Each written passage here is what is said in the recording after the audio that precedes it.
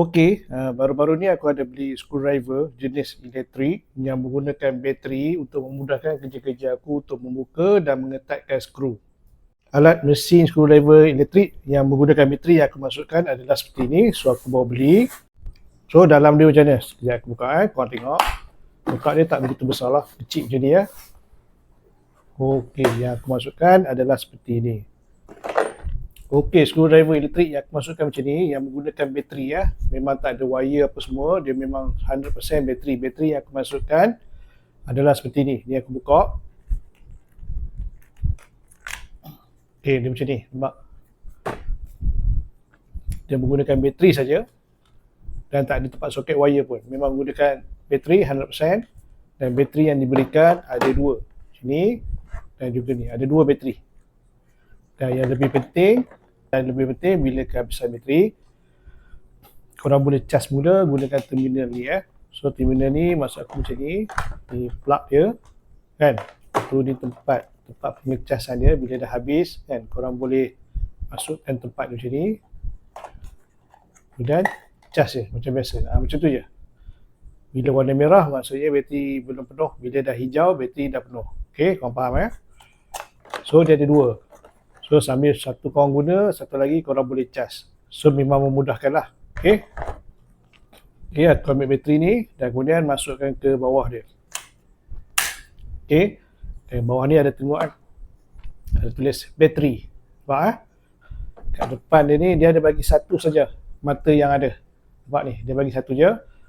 Mata yang jenis lepeh macam ni dengan mata yang jenis berbunga pilip macam ni. So ada dua lah pilihan mata. Macam ni boleh, macam ni boleh kan. Mula-mula aku longgar terlebih dahulu mata dia. Kemudian aku masukkan. Kemudian aku ketatkan. Macam ni. Okay ya. Bateri telah pasang. Mata screwdriver telah pasang. So macam mana nak start? Start dia senang je. Korang terus picit macam ni saja. Yang ni untuk adjust putaran jam dengan putaran balik jam lah. Yang ni kan. So, nampak ni ada lampu kan? Kat sini ada lampu kalau korang nak buka skru atau pasang skru pada waktu malam kan, ada fungsi lampu juga. Okey, ketika korang nak ketatkan skru kan, okay, nampak dia pusing.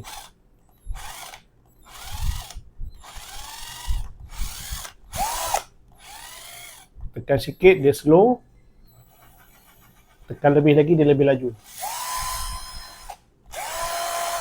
Okey, ini untuk mengetatkan. Okey, untuk membuka skru tadi, yang ni untuk mengetatkan atau ni untuk mengetatkan skru. Okey, kalau untuk membuka skru korang tekan je macam ni. Dia akan pusing macam ni. Okey, nampak pelan-pelan. Tekan lebih kuat, lebih laju. Ada lampu, semestinya ada lampu lah untuk memudahkan kerja. Kadang korang nak ketatkan skru kat sini kan. Kadang-kadang korang nak ketatkan skru kat sini. Kadang-kadang korang nak ketatkan skru kat sini. Kadang-kadang korang nak ketatkan skru kat sini. Kadang-kadang korang nak ketatkan skru kat sini. Dan bermacam lagi. Okey, bagi aku setiap rumah memang wajib kena ada jenis screwdriver jenis mesin macam ni, mesin screwdriver yang menggunakan bateri untuk memudahkan kerja, tak begitu berat kan, ringan saja. Yang penting memudahkan kerja korang kan. So kalau korang berminat sila klik link yang diberikan. Okey. Bye.